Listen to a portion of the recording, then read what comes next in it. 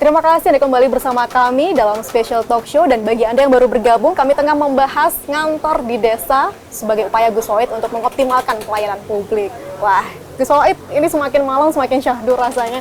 Apalagi, waduh dingin, udara dingin berkabut di sini suasananya. Dan sejuk, dan inilah fresh sekali. Kembali dan, ke desa merefresh semuanya. Dan ini kita tidak bisa temui kadang-kadang di kota. Iya, betul sekali. Oke, Gus Wahid. Katanya kalau misalkan kita mendengar langsung dari rakyat, itu ibarat kita membuka jendela rumah. Kita bisa tahu angin mana yang membawa kesejukan dan angin mana yang justru membawa badai. Nah, dengan ngantor di desa, Anda mendengar aspirasi dan aduan masyarakat. Apa masalah yang bisa Anda selesaikan di tempat dan ditindaklanjuti? Ya, contoh. Kita punya program prioritas. Semenjak 1 April, seluruh warga Jember bisa mengakses pengobatan gratis di seluruh fasilitas kesehatan, baik itu puskesmas maupun rumah sakit di seluruh Indonesia. Namun ternyata ketika kami turun ke bawah, tidak semua warga tahu terhadap program tersebut. Masih ada yang mengeluhkan terkait pembiayaan di puskesmas, di rumah sakit, dan lain sebagainya. Sehingga di dalam kami turun ke bawah ini, kami juga dalam rangka melakukan sosialisasi bahwa mulai 1 April orang berKTP Jember sudah bisa berobat gratis. Kalau seandainya ada kendala, kami meminta kepada masyarakat untuk menyampaikan lewat saluran yang sudah kami siapkan, yaitu adalah Wadul Guse. Yang Wadul Guse ini sudah luar biasa respon dari masyarakat.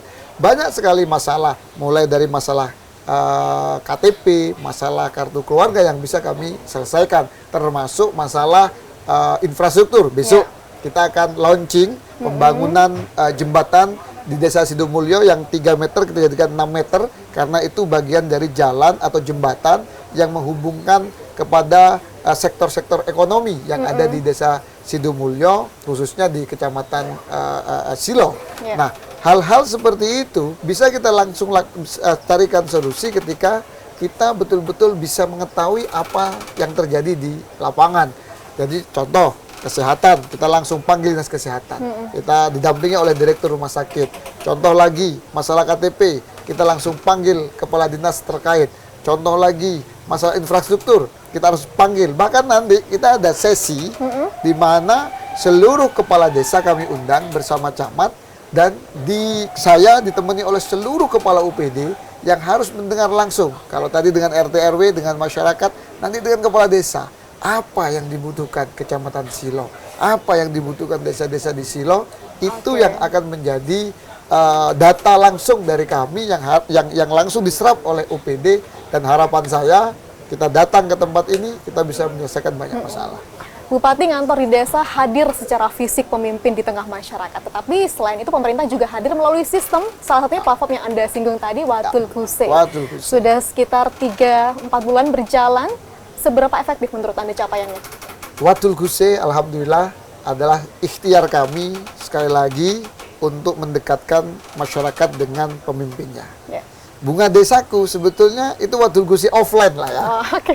Kita mendekatkan diri secara fisik. Nah, Wadul Guse mendapatkan banyak apresiasi. Bahkan ada beberapa lembaga survei yang memberikan kepuasan tertinggi kepada saluran Wadul Guse, program salah satu program andalan kami ini. Ada sekitar 3.000 lebih, Pak, 3.500-an lebih aduan yang masuk ke Wadul Guse, dan hampir 80% lebih juga bisa terselesaikan hari ini. Banyak sekali masalah, mulai masalah yang berat, contoh pembangunan infrastruktur. Kalau untuk membangun infrastruktur, tentu kami perlu waktu, karena di dalam menganggarkan sebuah anggaran, itu ada aturan-aturan yang harus kami lalui. Kemudian ada masalah kesehatan, itu yang bisa sangat cepat kami selesaikan. Masalah administrasi kependudukan, KTP, KK, bisa kami selesaikan. Ada lagi ada rumah kena puting beliung, bahkan ada rumah ada rumah yang kena pohon, atau ada pohon yang hampir roboh ke rumah warga. Itu juga bisa disampaikan di Wadul Guse, dan selama ini bisa kita tanggapi dengan cepat. Antusiasmenya cukup tinggi. Hingga sampai akhirnya kemarin ada masalah bahwa platform digital ini sempat kena ban di aplikasi WhatsApp karena tingginya antusiasme. Akhirnya aplikasi mengira itu spam. Ke depan apa ada upaya untuk meningkatkan keamanan itu sendiri? Tentu kami akan terus melakukan perbaikan. Bahkan bukan cuma perbaikan, kami ingin Wadul Guse ini akan kami perluas. Salah satunya Kalau di luar negeri ada 911. Oke. Di Jember kami ingin Wadul Guse yang bisa menangani banyak masalah. Salah satunya adalah nanti ke depan masalah kesehatan. Contoh, ada warga yang butuh ambulan. Bisa disampaikan ke Wadul Guse. Wadul Guse akan telepon ke supir ambulan untuk dikirim ambulan, dan puskesmas atau rumah sakit dihubungi oleh tim Wadul Guse akan disiapkan sebelum pasien masuk ke puskesmas atau rumah sakit. Kami mohon doa untuk bisa seperti itu. Semoga tercapai semua hal yang menjadi kebaikan untuk warga. Gus, ini apa ada rencana juga Wadul Guse ini menjadi platform yang lebih luas, misal sebagai website dan lain sebagainya, sehingga warga bisa memantau ini aduan mereka sudah sampai tahap mana begitu? Ke depan kami akan melakukan terus perbaikan-perbaikan dan keterbukaan, karena Wadul Guse ini adalah sebuah ikhtiar, sebuah upaya kita untuk ada keterbukaan dalam hal apapun. Baik. Bahkan di dalam Wadul Guse itu semua UPD bisa memantau.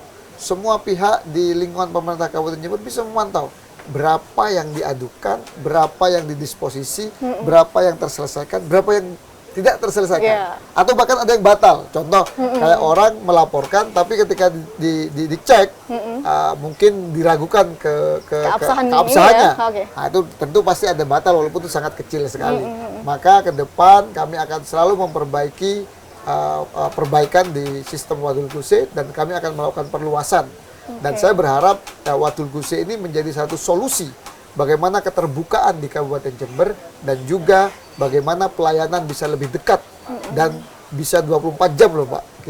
Orang bisa melakukan pelaporan apapun, dan itu bisa dipantau oleh semuanya, mana yang sudah terselesaikan dan mana yang belum. Baik, jadi upaya untuk perbaikan selalu dilakukan, dan keamanan tentunya yang menjadi jaminan ya begitu. Insyaallah, Tadi insyaallah. Selain soal aduan infrastruktur, ada juga soal kesehatan yang paling banyak dikeluhkan dan diadukan oleh warga. Tadi Guse sudah sempat menyinggung soal UHC, tapi banyak warga yang masih belum tahu. Kita akan kupas di segmen berikutnya, Gus Wahid. Dan saudara tetaplah bersama kami akan kembali usai jeda.